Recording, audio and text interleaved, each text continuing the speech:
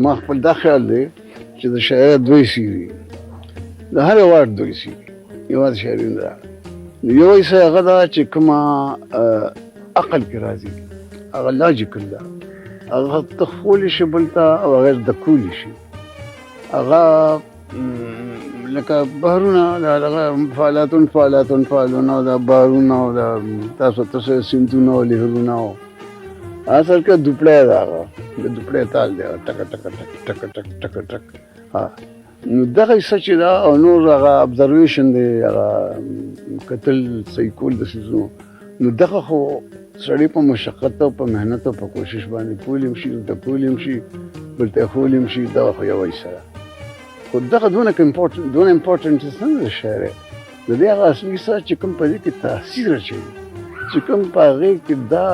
دا طاقت واچوي چې زما د زړه ایموشن ستا زړه ته درد رسوي زما د زړه آب و هوا ستا په زړه کې جوړه کړي هغه شی چې دی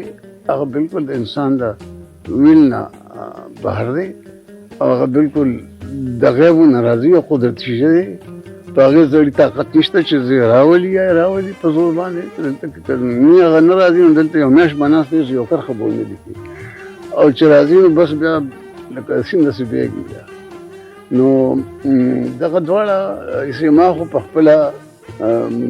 بغیر دغه انسپریشن نه چې ورته انګریزی کې ما خو هېڅ نه دي لیکلي او زه نه لیکلی شم نه تصویر جوړولی شم نه مجسمه جوړولی شم او نه شاعري کولی شم